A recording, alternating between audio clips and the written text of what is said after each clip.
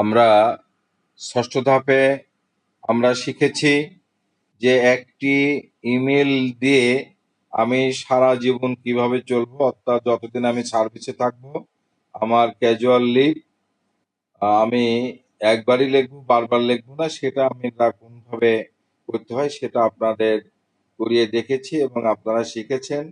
সেটা আমি এখন দেখাচ্ছি। সেটা হচ্ছে আমি কোথায় যাব, আমি আমার জিমেল অ্যাকাউন্টে যাব। জিমেল অ্যাকাউন্টে যাওয়ার পরে আমি কম্পোজে যাব। কম্পোজে যাওয়ার পরে আমি কোথায় পাঠাবো, টু টু সমস্ত হাই স্কুলে পাঠাবো, সমস্ত হাই স্কুল। আমি সাবজেক্ট মনে করেন বিষয় নৈমিত্তিক ছুটির জন্য আবেদন, সিএল লিখলাম। এবার স্যার, এভাবে আমি একটা অ্যাপ্লিকেশন লিখবো। স্যার,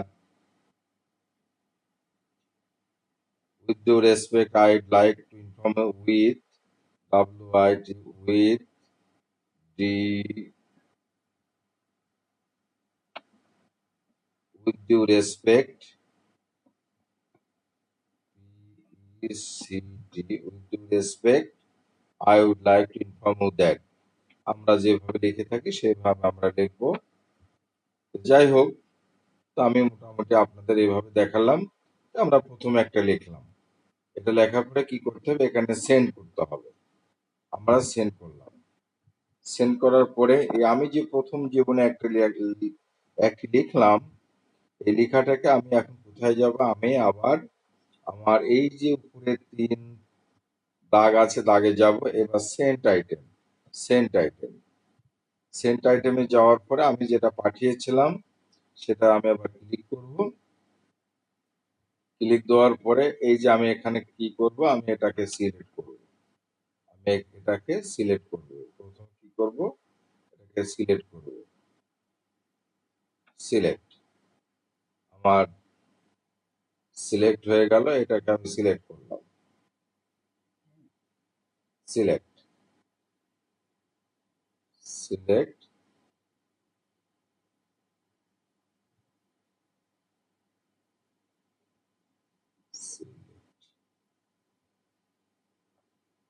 সিলেক্ট করলাম। সিলেক্ট করার কি পরে কি করতে হবে, কপি করতে হবে।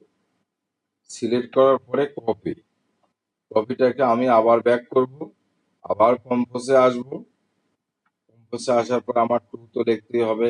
আমি যেখানে পাঠাবো সেই ঠিকানা লিখলাম। লেখার পরে আবার আমার সেই সিএল বিষয়, এবার কম্পোজ মেইল পোস্ট করব। তাহলে আমি আগে যেটা লিখেছিলাম সেটাই কিন্তু আবার হলো। তাহলে এখানে কি করব, আমি শুধু ডেটটা চেঞ্জ করব। এই যে আমি আমি এখানে চেঞ্জ করে আমি দেখাচ্ছি যে আমার শুধু তারিখটা এখানে চেঞ্জ হবে, আর আগে যা ছিল সেটাই থাকবে। এখানে কিন্তু চেঞ্জ করা যায়, এই যে চেঞ্জ করা যায়। তাহলে আমি যে প্রথম জীবনে একটা লিখে আমি যদি আমার প্রতিষ্ঠান প্রধানের কাছে পাঠাই, তাহলে আমি একবারই লিখবো আর বারবার লিখবো না। এরকম আমাদের অনেক ইমেল আমাদের বিভিন্ন দপ্তরে বিভিন্ন জায়গায় পাঠাতে হয়। আমরা যদি একবার একটি ইমেল পাঠাই, পাঠানোর পরে যদি কেউ বলে ঠিক আছে আপনার এটা একটু সংশোধন করতে হবে, একটু সংশোধন করে দেন, তাহলে কিন্তু আমার আবার পুরাটা লিখতে হবে না। আমরা কি করব, এইভাবে আমরা সিলেক্ট করব, কপি করব, আমরা পেস্টে নিয়ে এসে, হ্যাঁ, আমাদের আবার মূল পেজে নিয়ে এসে যতটুকু সংশোধন করার দরকার সেই সংশোধন করে আমরা কিন্তু আবার মুহূর্তের মধ্যে পাঠিয়ে দিতে পারি। নতুন করে লেখার কোনো প্রয়োজন নেই। ঠিক আছে? আপনারা সবাই এই বিষয়টি বুঝতে পেরেছেন।